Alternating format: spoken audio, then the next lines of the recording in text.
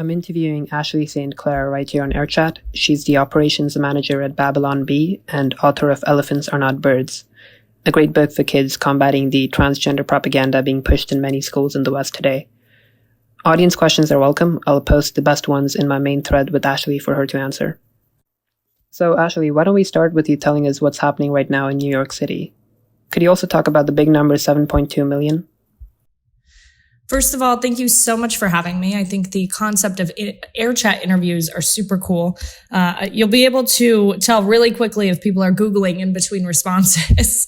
I always think that's a cool thing on X to see, like, when someone's stopping to Google something they don't know much about because the response time gets longer and longer. But yeah, I think this is a really cool concept and I'm excited to just jump right into it. So I guess we'll go ahead and chat about what's happening in New York City and this 7.2 million number. New York City, one of our greatest cities, that's where I live, is being pummeled with this immigration crisis that we're facing. And I want to preface that by saying that it's really not a partisan issue.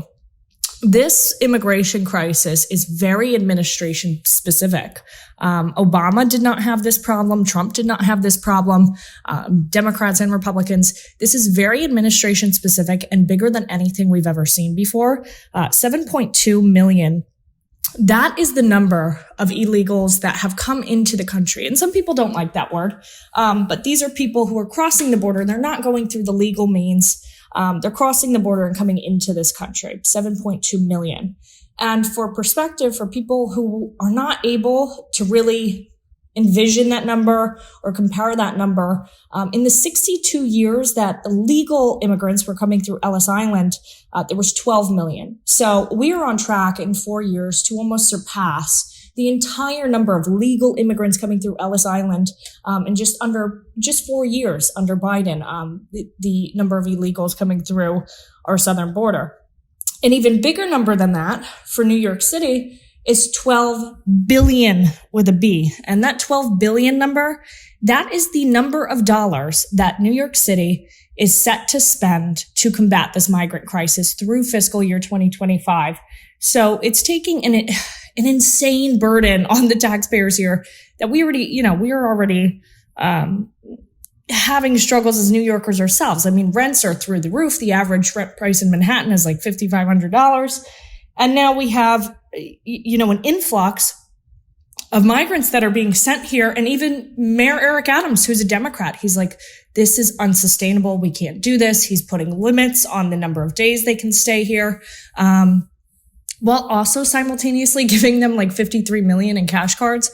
So it's not, I don't think that's really going to help the problem, but yeah, it's really insane to see here on the ground too, and see the influx of the migrants here. I've been down to the southern border as well. I've been to a lot of these border towns. I've been to some of the other cities impacted by this migrant crisis, but that's what's going on right now. I also have to say I'm very pro legal immigration. And I think this migrant crisis, it's really difficult to see people who are going through the legal process. For example, I have a friend that I met out in Cabello. He is a fantastic on the ground border journalist. He is down at Eagle Pass in Texas every day. He was covering this crisis for years. He was covering when we had the influx there before Greg Abbott decided to, step it up and take it into his own hands. But he's a fantastic Hispanic journalist. And he, even though he's an American citizen, he had to live in Mexico because he's been waiting for years for his wife's citizenship here. So I do feel, I've talked to so many folks who are trying to come here the legal way, and they're watching, these other folks just cross the southern border and come here and demand free housing and free aid and all of these crazy things that American citizens don't get. So yeah, I am very pro legal immigration, and I think we desperately need to reform the legal immigration system. Yeah, I totally agree. As someone who's painstakingly looking to enter the US as a skilled immigrant, it really annoys me that people are just walking across the border or being flown out and given such great benefits for quote unquote free. It's never free. Leftists want to think that they can wish away economic reality, but all this is obviously being paid for by taxpayers directly or indirectly through printing more money. I could be very happy about practically open borders, which should mean for me that I don't have to care about all these qualifications and I can just enter the United States. But I obviously don't want that, because if that's permitted, the United States isn't the United States anymore. And I'll have no desire to live there if it's filled with people whose values I don't align with, such as authoritarianism or dogmatism, instead of the freedom of life, liberty, and the pursuit of happiness. So I have two questions for you. Why is the Biden administration allowing this? And what are the things that can go wrong with allowing illegal immigrants into the country? See, that breaks my heart to hear that you, as a skilled immigrant, are having such a hard time with our legal process. And you are far from the last one. I hear these stories all of the time. And again, then you're watching these people who are just coming over. They're getting free stuff. They're having an easy time. But to your question, why is the Biden administration allowing this? That's the big question. I couldn't give you a definitive answer. There's some people who say they want them to vote, which I don't know that they could vote, at least in this election, but that's also plausible.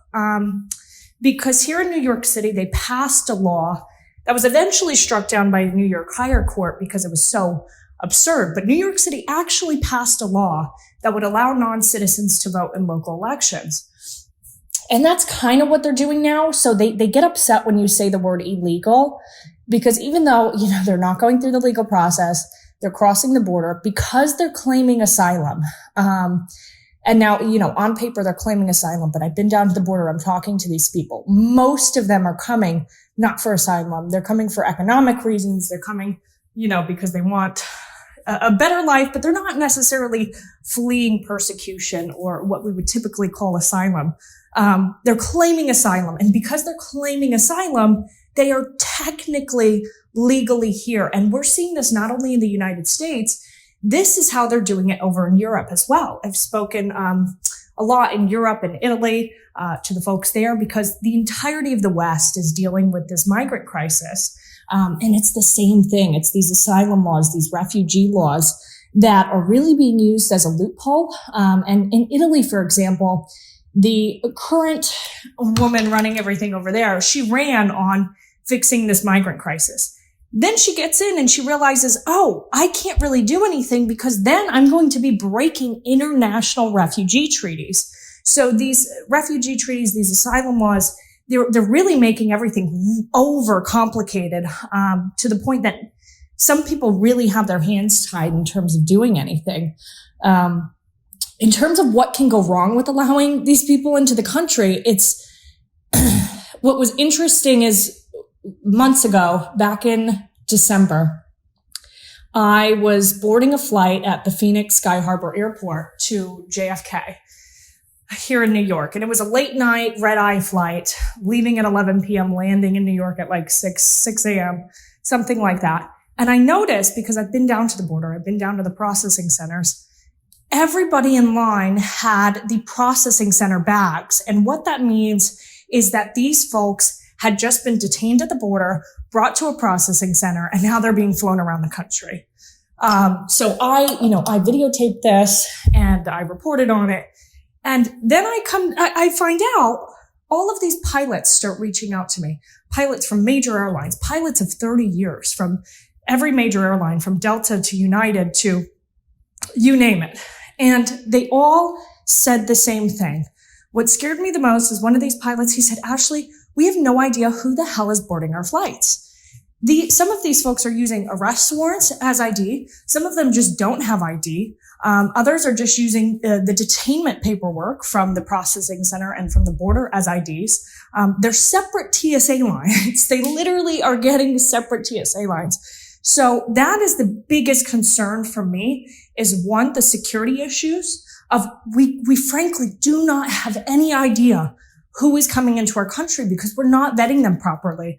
And then you look at the tragic cases of what happened to like Laken Riley, who was brutally murdered in Georgia. And he had been picked up before. He had a record, as did his brother, who both came in here through the southern border. It's just not sustainable. And I think unfortunately, nobody's really going to care until it's in their backyard. But it's just horrible to think about the security risks, especially when I'm talking to these young girls in these border towns and they're feeling more unsafe. They're not going for walks at night anymore because there's an increase in crime. And there's always this thing. I always feel like I need to preface it because people will then think that I'm saying any migrant is a criminal. And that's just not the case. But we have procedures for vetting people for a reason, because we don't want people who are terrorists or have criminal backgrounds or are fleeing their countries because they're criminals coming through our country. And that's very much the case. I can't believe I forgot this either. But down at the southern border, when you look down at the southern border, especially these hotbeds where there's a lot of crossings, they are quite literally burning and burying their IDs. And the reason they're doing that is because they don't want you to know, one, who they are, because they either are fleeing because they're a criminal in another country, or two, because they already claimed asylum somewhere else, like Mexico, and they're not technically supposed to claim it somewhere else and then claim it here. If another country is going to take you, stay there is kind of our policy. But yeah, they're burying and burning their IDs and their identification at the border. So it's like, okay, do we really want to let in people who are burning and burying their IDs? Let's talk about DEI. You got into a big debate about this with Mark Cuban on X. It seemed like he shared a viewpoint that I find common among many people who praise DEI, the sort of idealistic that, the words diversity, equity, and inclusion are all inherently good, and therefore we should strive for them.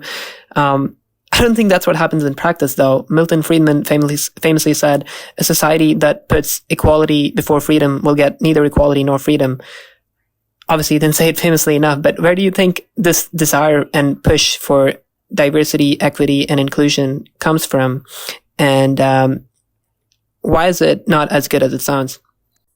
Mark Cuban is like, I have to say, I appreciate that he has the dialogues, because there's so few people who will do that, especially those on the left that will engage with the right.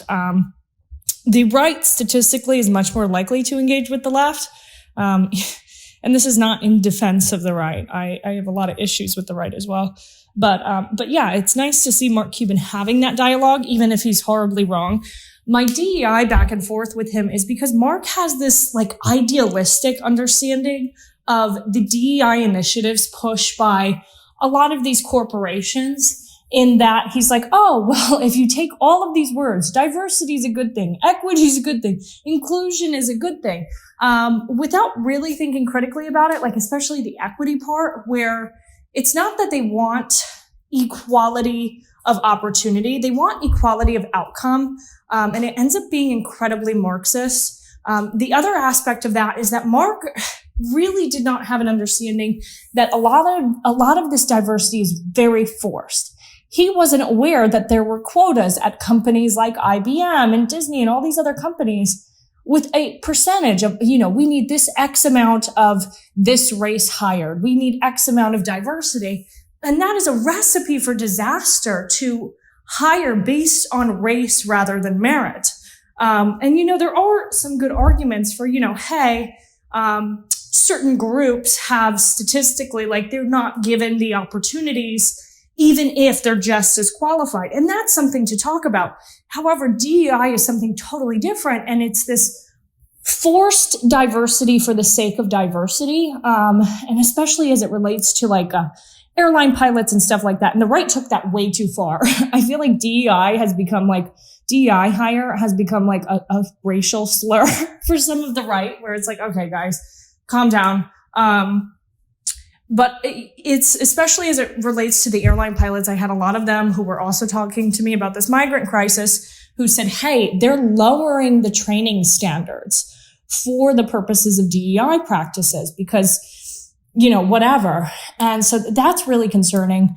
And that's kind of what I got in the back and forth with Mark about was, hey, you have a really idealistic understanding of it. And I think you're coming from a good place, but what's being pushed is actually really, really harmful and dangerous. Even though there's so many problems in the world right now, and it seems like people are getting stupider and regressing towards a more primitive state of civilization, I am personally optimistic that we can solve all these problems. I'm curious what you think about the popularity of wokeism right now, whether it's declining, increasing, or plateauing. I think you're a part of Gen Z yourself, but it seems like Gen Z in particular is more susceptible to these ideologies against civilization. And schools and colleges are definitely a hotbed of these ideas. Why do you think that is, and how can we combat it to instill optimism about the future again? I am incredibly optimistic as well that we can solve these problems. I think that's why it's so important that we're hypercritical of the people creating and training AI right now. But as it relates to Gen Z and just a lot of the pessimism generally, I think there's two things going on. I think there's a lot of nihilistic anti-humanists who are running some really important social causes. For example, like the environmentalist movement has been overrun with anti-humanist, nihilistic people who really think, you shouldn't have children because babies are evil, carbon-emitting beings and that humans are just ruining the planet. Which is really sad because there is such a reason to care about the environment and want to be sustainable. We do only have one planet, but a lot of these things I feel like have been overtaken by people who are incredibly pessimistic about humans generally. They're very anti-humanist. And a lot of these people seem to be inspired by the Paul Ehrlich types who are just incredibly, they hate humans. And I think that's part of what's going on with some of the influences on Gen Z, because they're right to care about the environment. They're right to care about some of these social causes. But the problem is these movements have really been hijacked by very cynical, nihilistic folks. The other thing is that nobody really talks about as much as I feel like they should, is that Gen Z is really the most divorced generation, and the one after them, the most divorced generation from the natural world. And we really haven't discussed that at all. They're dealing heavily with their parents and older generations saying, back in my day, without these older generations saying it really is a totally different world. Just social media alone, I think the older generations really discount how divorced Gen Z and this younger generation are from the natural world. And maybe I see it more like in New York City and in these urban areas. It's like there's hardly anything connecting us to the natural world anymore, even gender at this point. Like the last natural world stronghold is pretty much gone, but we're so divorced from everything that comes from the natural world, including our means of survival. And I think that's taking a toll on us. We're seeing that in the rise of mental health effects, with the rise of, people who are just crawling out of their own skin. And I haven't seen anybody, that's really addressed that head on and told Gen Z, I get it. We've completely created a whole other world for you guys. And frankly, we have no idea what's going on in it, but we're going to try our best. Next, I want to bring up Logan Chipkin's question, where he asks what you think of the growing faction on the American right that is quite upfront about their Christianity and is also isolationist geopolitically. I think Logan's question is a great question because it's something that I've thought about a lot. I think it's incredibly concerning, the rise of Christian nationalism on the right, because it's not necessarily a lot of these tenets from the quote unquote Christian nationalists aren't very Christian. And I think a lot of tenets of Christianity are great. I think it's a good thing to want to have a morality, to have religion. I think when there's an absence of religion, that's leading to this rise in nihilism and these people who don't have a purpose, they're totally lost, searching for meaning. However, this Christian nationalist faction on the right that's rising up, a lot of what they're saying doesn't really have anything to do with Christianity. These are the same folks who are saying, return to tradition, women should get back in the kitchen and just be pregnant and barefoot all the time. It is incredibly concerning. And among that faction is also a rise in anti-Semitism, which years ago, this wasn't the case. It was kind of, an ongoing joke among the right that they would say all these things, oh, the right's so anti-Semitic, but it really wasn't a problem. However, I'm seeing more of it in the Christian nationalist sects. For example, even when I report on the border, I was reporting a lot on these Catholic NGOs. And for those unfamiliar, NGOs are like non-government organizations, typically nonprofits, that are aiding and facilitating in this migrant crisis. And a lot of them are Catholic NGOs, Catholic Community Services of Southern Arizona. They're getting like 250 million, getting these migrants free plane tickets all over. And when I would report on this, I get this influx of Christian nationalists who are like, why aren't you reporting about the Jewish NGOs? And it's just this, this absurdity. And I really think the right has to deal with it, or it may be an election losing issue if some of these radicals are able to get such a voice that it kind of takes over the party, which I think would be disastrous for the country. I don't think America can withstand another 4 years of Biden. I just don't. I think America's kind of toast if we have to deal with another 4 years of Biden. I think even another centrist, more center Democrat would be better than Biden. But I think another 4 years of Biden would be disastrous. And I think the right really, really needs to deal with this radical Christian nationalist, even the red pill sect that really has a lot of anger towards women. I think it's going to be disastrous for the election. As for them being isolationist geopolitically, that's kind of the same faction. They're like, no more aid to Israel, whatever. But I kind of get where some of them are coming from, because we've spent so much money on everybody but our own. We have 70,000 fentanyl deaths here. We're having, our homeless. We have 500,000 homeless.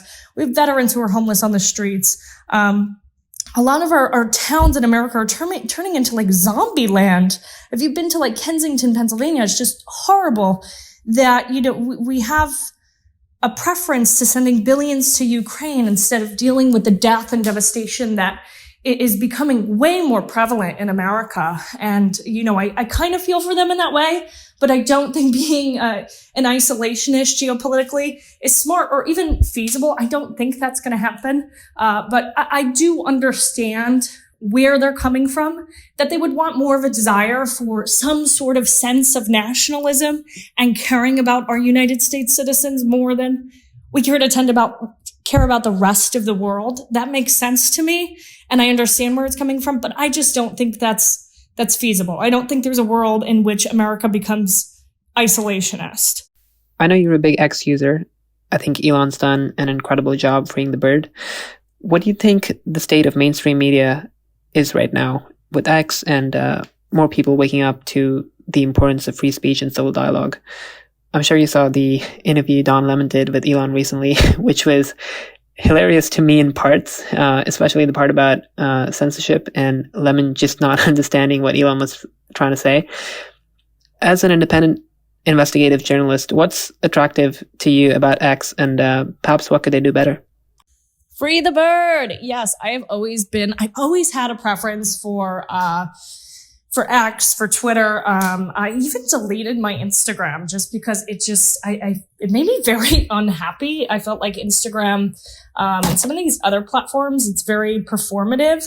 Not that X isn't. There's obviously, a lot of people who are very performative, but I did prefer the real-time news on X. It seemed a bit less disingenuous than the other platforms.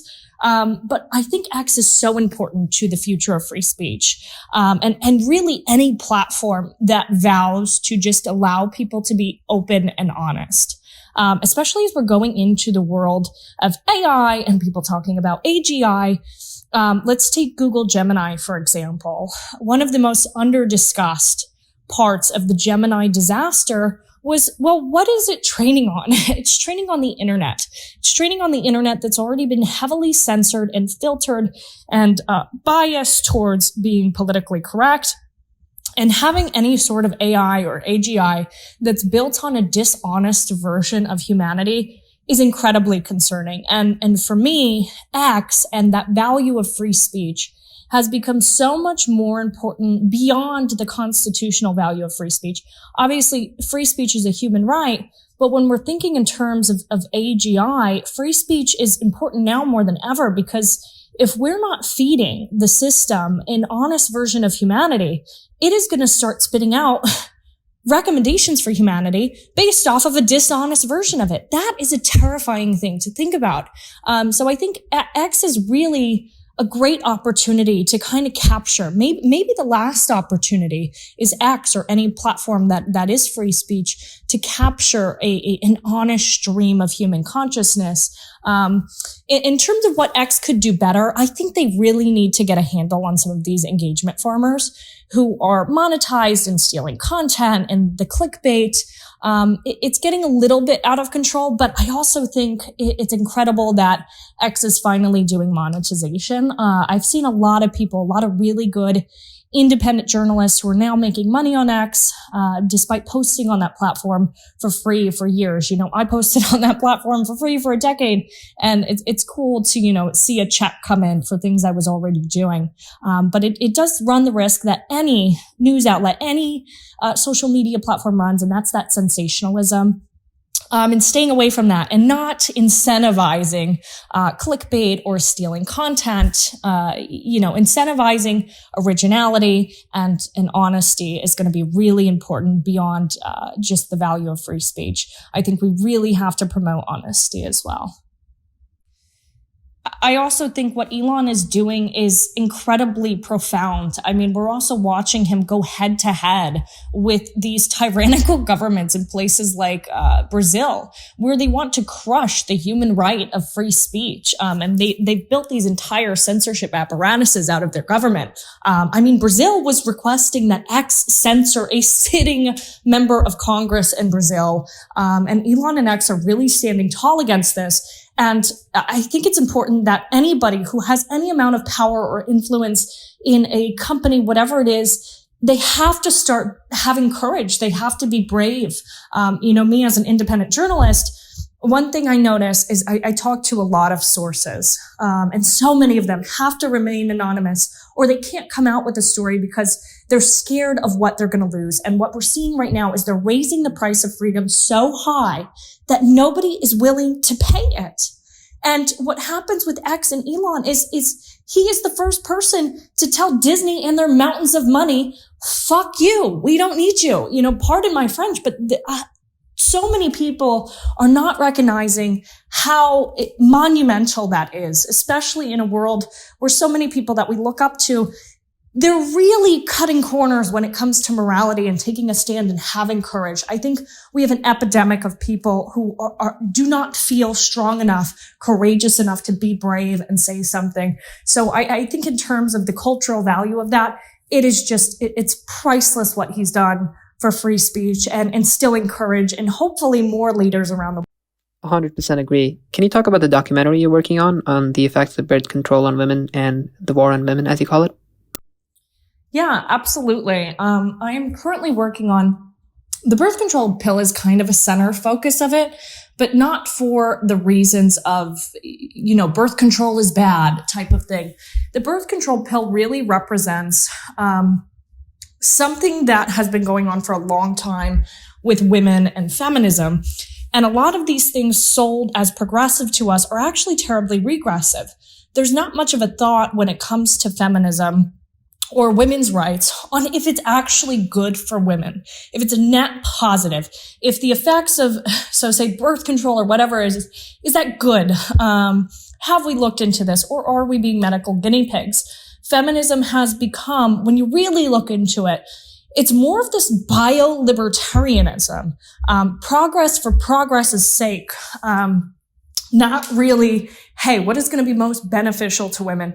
So the documentary really dives into that, and the birth control pill is a really good example of it. There's a paradox of declining female happiness that despite being more equal than ever, we're more unhappy than ever. And why is that? And you take the birth control pill that is marketed as women's rights. And yet when you dive into it and you look at the studies on the effects of the birth control pill, and there's some studies that show that it increases risk of depression and suicidality by 3 times in adolescent girls. Yet girls are put on it as young as 12, 13, 14 years old. I was put on it at 14 and saw my first therapist just a few months later. These aren't discussed. And when you talk to some of these folks on the left who take issue with me saying something about this, their argument is, well, if we talk about the negative side effects of birth control, it's a net negative because then women might not take it and then they'll get pregnant, and the side effects of birth control are just the same, if not better, than being pregnant. The problem with that is they're essentially saying that if women were given informed consent, if women are given the whole picture, they're just too stupid to make the right decision. And that happens with so much with women. So it's kind of, I don't know. I don't think the right's going to be too happy with me on it.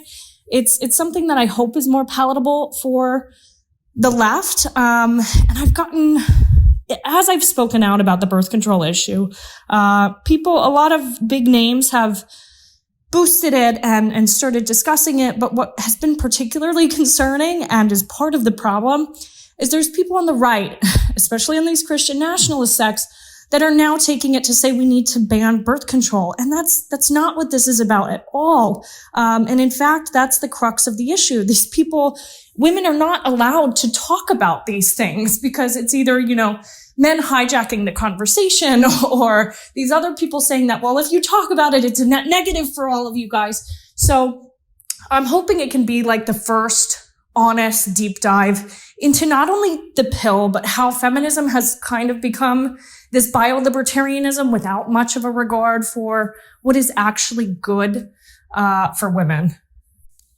One last thing I'll say about it is it's so interesting that the left and feminists will always agree that women, their medical concerns are not taken as seriously. They tend to be labeled as being hysterical or over-exaggerating, whatever. But then when it comes to the birth control pill, you're not allowed to talk about it. Again, we're hysterical, we're just over-exaggerating. But the birth control pill has become like this cure-all medication. When I was prescribed it at 14 years old, it was for acne, which when you look back, it was like killing a mouse with a rocket launcher, to be prescribed birth control pill and such an intense hormone at such a young age. Or young girls are put on it for something like painful periods. And that's not really good healthcare to say, oh, you have painful menstrual cycles. That's usually the sign of an underlying problem, like exercise or diet or something like that. And you will hardly have a doctor who says that. There's no mental health screenings for young girls before they go on this pill, despite the documented risks of increased mental health side effects like depression and suicide. And there's no mental health screening. There's no follow-up. When I was on the pill and I talked to a doctor, I'm like, hey, I'm getting a little depressed. Not one was like, maybe it's the hormones you're taking every day. Instead, they end up putting young girls on these pharmaceutical cocktails. They're like, okay, well, now take this on top of it. And it's just fundamentally insane. Like this culture around the birth control pill has become so insane. So again, it's really a deep dive and I'm super excited for it. Hopefully we can get it done and out there by September-ish, I'm hoping. Again, classifying these things as a need or a right seems extremely weird to me. I don't think birth control pills should be banned at all, but they shouldn't be classified as this necessity that you have a right to or that you have to take. It seems kind of anti-feminist to me in the sense that they want to take away autonomy from young women. At least anti-feminist relative to what the term meant when it originated. As William Pitt the Younger said, necessity is the plea for every infringement of human freedom. It is the argument of tyrants. It is the creed of slaves. Yes, I love that quote. But that's kind of the crux of a lot of issues here, is it's so hard to talk about anything, especially as women, without it being hyper-politicized. Like, why can we not just talk about birth control without people talking about their political interest on the left or the right? It's just so insane. But an interesting tidbit on that is it's not just political. It's also, there's also an industry push for this too. And here's a little bit of a conspiracy from my end. But a couple weeks ago, the Washington Post, owned by Jeff Bezos, put out a hit piece on a lot of the women speaking out about the negative effects of birth control. And they put out this hit piece saying, essentially what I already told you, this is bad, women are going to get pregnant, whatever. And that same week, Amazon releases, do you know what Amazon releases that same week? Amazon releases the first over-the-counter hormonal birth control pill. The same week this hit piece is put out on women talking about their experiences. And in that hit piece from the Washington Post is bragging about getting videos on TikTok banned, talking about the side effects of birth control. So I don't know. There's a lot of people who have their hands in this pot of quote unquote women's rights. It is a massive industry. And the thing that gets lost in it, in this pot, is women's rights. Well, I'm having a lot of fun doing this interview in this format. I got a couple of more topics I want to touch on. One is college. I think you talked about this with Cuban too, where he was saying something similar to the argument that I hear a lot of people make for college, that some people don't know what to do with their lives, and so college is a great idea for them, so they can, find themselves and figure out what to do with their lives. But then those people have to pay $150,000 to get a good degree, only to maybe still not find out what to do with their lives, or maybe just to follow whatever has been told to them. So, what do you think of the role of college going into the future? I think a lot of companies are already doing away with degree requirements, which is a great step in the right direction, I feel. Yeah, I could not disagree with Mark Cuban more, because he was essentially saying college is a great idea if you don't know what you want to do with your life. And I actually think the opposite. I think that is a terribly expensive soul-searching mission if you don't know what you want to do with your life to go to college. I think you should go to college if you do know what you want to do with your life. If you want to be an engineer, you want to be a doctor, you want to be a lawyer, absolutely. But there's an epidemic of so many kids going to college for these degrees because they think that's the way to make money. And they end up getting these degrees and it's not helping them make more money. A lot of people are making more money in trade school. They might have benefited from trade school or a certificate, or really just, pursuing what they're passionate about. I've always been an advocate for, if you're passionate about something, just pursue it with the utmost of your ability, with 110%, and you're going to be successful in that. And I do agree with you that people doing away with college degrees as requirements, I think that's a good thing for a lot of industries. I think Delta just did that for their pilot training. It's not necessary to have a college degree to become a pilot. Pilot training is already intensive enough. And I think in 2023, a large amount of companies started doing away with college degree requirements. But I think there's just, especially in the age of the internet, where we have these devices in our hands where we can access infinite information at all times. I mean, it's like a Minecraft world of information and knowledge. It's just infinite.